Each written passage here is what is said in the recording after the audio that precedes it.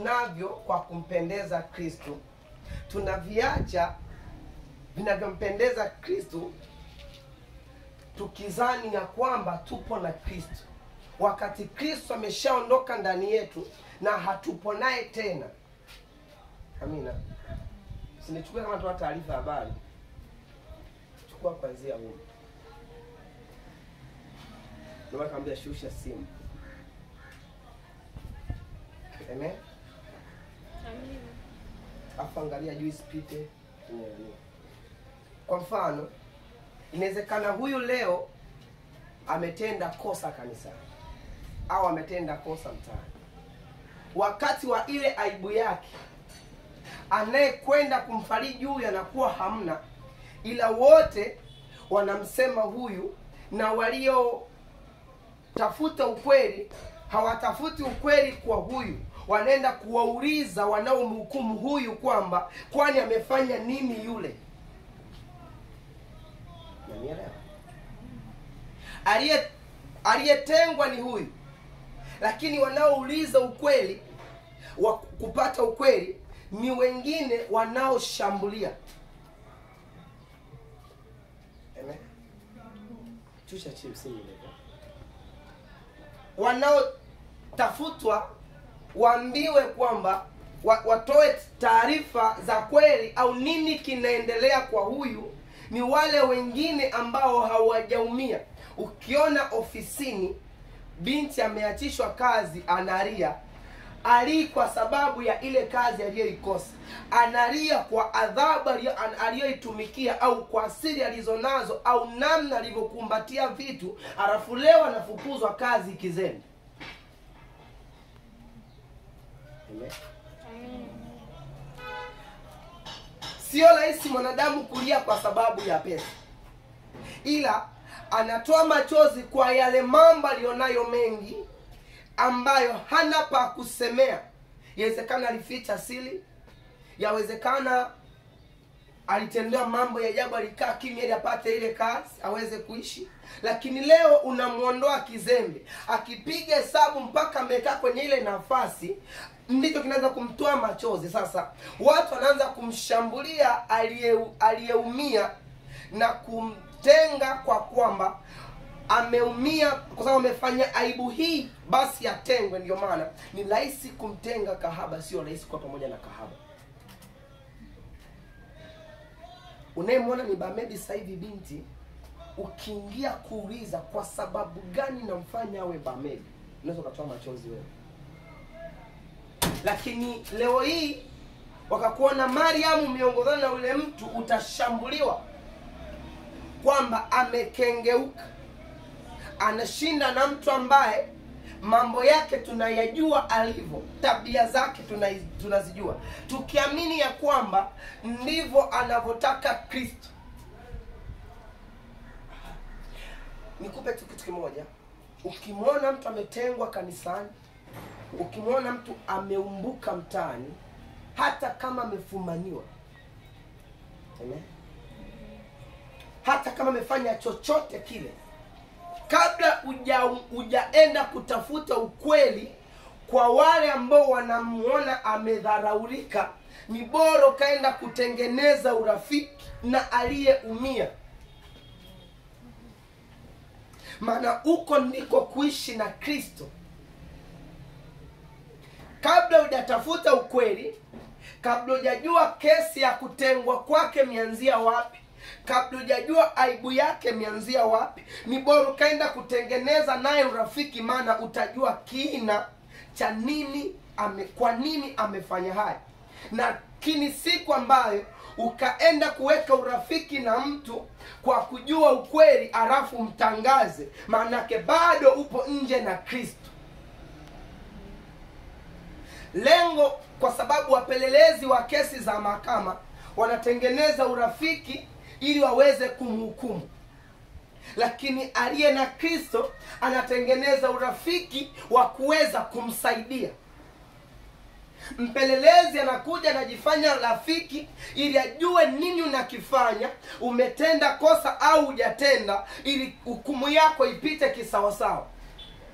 Lakini aliye na Kristo anaenda karibu, si kwa sababu amefanya au hajafanya, bali kwa ajili ya kumtengeneza awe wa Kristo. Alijua kuwa uzinzi ni dhambi, na alisoma na alijua, na yeye ndo alitoa ile kwamba msizini. Lakini alipokuja aliyefumaniwa ametenda dhambi ile ile Kristo anayejua, hakufikiria kwamba najua hii ni dhambi, ila alisema yule ambaye hajawahi kutenda dhambi na awe wa kwanza kumpiga mawe. Wakati huo anajua kwamba hii ni dhambi na huyu amefanya dhambi, lakini hamhukumu kwa dhambi yake. Mpaka leo tunamsoma Maria Magdalena. Amen. Amen.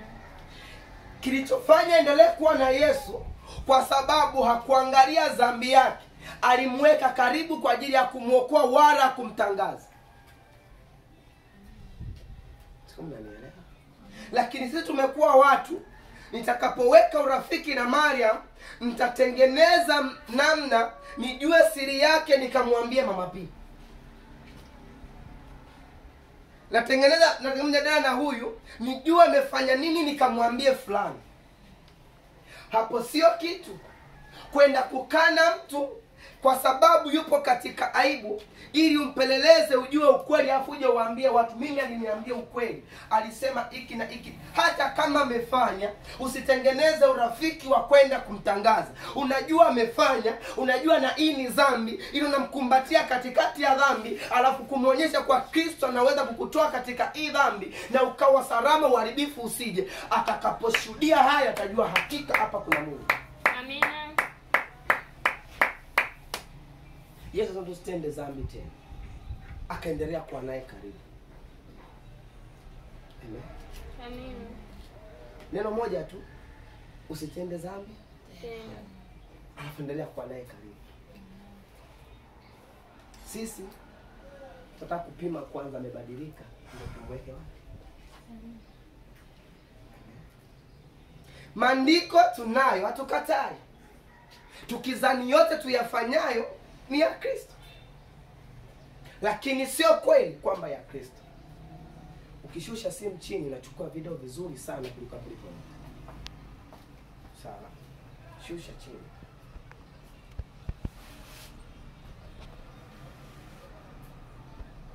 Cheza na simu tu. Amen. Amina. Pamoja na nielewa. Kwa kujua kwamba tuna Kristo tunaongoza. Kwa kujua maandiko tunaongoza. Lakini kufanya vinavyompendeza Kristo pia tunaongoza. Kwa kujidanganya kwamba tuna Kristo pia tunaongoza. Amen. Amina.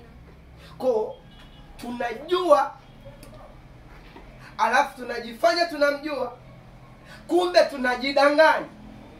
Kwa kila kitu tunaongoza, ila kwa kuishi na Kristo sisi ni wa mwisho. Umenielewa hapo? Kwa kujifanya tunamjua Kristo tunaongoza. Kwa kujua maandiko ya kwamba tunaye Kristo tunaongoza. Kwa kujidanganya kwamba tuna Kristo tunaongoza, ila kwa kuishi na Kristo sisi ni wa mwisho. Kwa sababu hatujui namna gani tuishi na huyu Kristo. Tunajidanganya ndani ya Kristo, tunafanya asiyompendeza Kristo, tukijifanya kwamba sisi ni wa Kristo.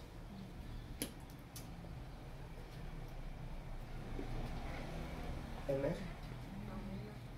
Amen. Amina.